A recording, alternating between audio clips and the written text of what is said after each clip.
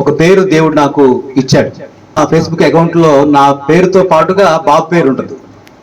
చాలా అడిగారు, మీ పేరుతో పాటుగా పలానా పేరు ఉంది కదా, ఎవరండి ఆ పేరు అంటే నేను సాక్ష్యంగా చెప్పాను, విశ్వాసంతో చెప్పాను. దేవుడు తప్పకుండా నాకు ఇస్తానని వాగ్దానం చేశాడు. బాబు ఒకవేళ మాకు పుడితే పలానా పేరు అని చెప్పేసి విశ్వాసంతో చెప్పడం జరిగింది. అలా మేము విశ్వాసంతో అడుగులు వేశాం. ముందుగానే పేరు పెట్టుకున్నాం, ముందుగానే డ్రెస్ తీసుకున్నాం. దగ్గరగా 6 సంవత్సరాల క్రితం యంగ్ పార్ట్నర్ గా. ఇవన్నీ కూడా విశ్వాసంతో, మాకు ఏమీ లేనప్పుడే, మా గొప్పతనం కాదు కానీ ఎందుకో పరిశుద్ధాత్మ దేవుడు మాలో ఒక విశ్వాసాన్ని పెట్టారు. ఈ 17 సంవత్సరాలు జీవితంలో ఎన్నో ఒడిదుడుకులు, ఎన్నో ఇబ్బందులు, మరి ఎన్నో మాటలు, హేళనలు, చాటుగా అనుకునే మాటలు అన్నీ అనుభవించాం. ఇప్పుడు అని చెప్పుకోవడం సందర్భం కాదు కానీ పాపం వాళ్ళు తెలిసి తెలియక అనేవాళ్ళు అనుండొచ్చు. బహుశా ఏదైనప్పటికి కూడా ఒక లోటు ఉంది కాబట్టి ఖచ్చితంగా అంటారు.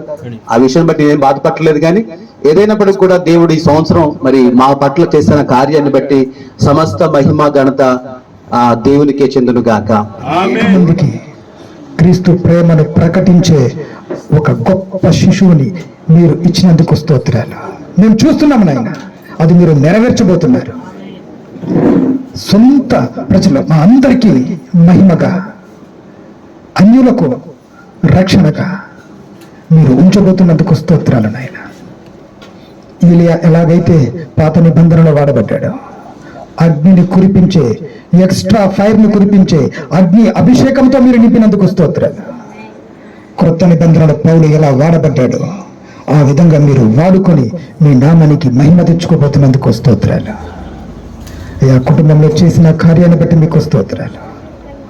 ఈరోజు మేమంతా సంతోషంగా ఇక్కడ ఉన్నాం. ఒకప్పుడు వారి బాధలో మేము లేవు నాయన, కానీ సంతోషంలో మాత్రం మేమంతా పాలు పంచుకున్నాం. ఆ సంతోషంలో మేముని పాలు పొందుటకు మీరు ఇచ్చిన కృపను బట్టి స్తోత్రాలు నాయన. ఇప్పుడు నామకరణం జరగబోచుండగా తండ్రి, ఆకాశం నుంచి మీరు తేరి చూడండి. ఆ పేరును బట్టి మీరు ఇంకనూ ఆశీర్వదించండి.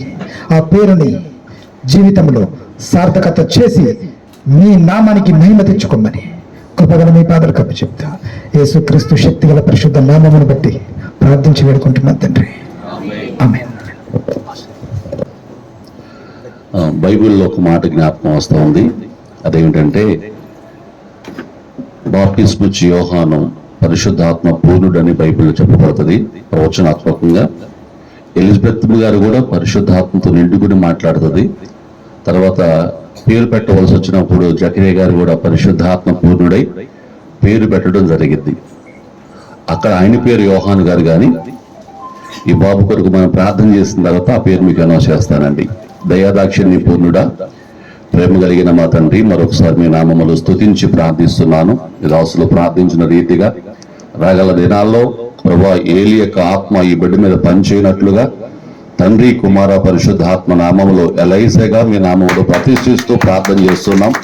ఈ కుమారుని మీరు దీవించండి, ఆశీర్వదించండి. బహుతరాలకు ఈ బిడ్డను ప్రభా నీ సాక్షిగా వాడుకొని దీవించమని, ప్రతి కుటుంబాలకు, దేశానికి, రాష్ట్రానికి, ప్రపంచానికి ఈ బిడ్డను ఆశీర్వాదకరమైన రీతిగా మీరు చేయమని మీ నామములో ఎలైజగా మీ చేతులుగా అప్పగిస్తుండగా మీరే పరిశుద్ధాత్మతో నింపి అభిషేకించి బలపరిచి వాడుకుందురుగా కానీ స్తుతిస్తూ తన బ్రతుకుతున్నములన్నీ కృపాక్షేమలే పంపమని యేసు నామములు అడిగి పొంది ఉన్నాం తండ్రి, ఆమేన్. ఆమేన్. బాబు పేరేంటండి? ఎలైజా.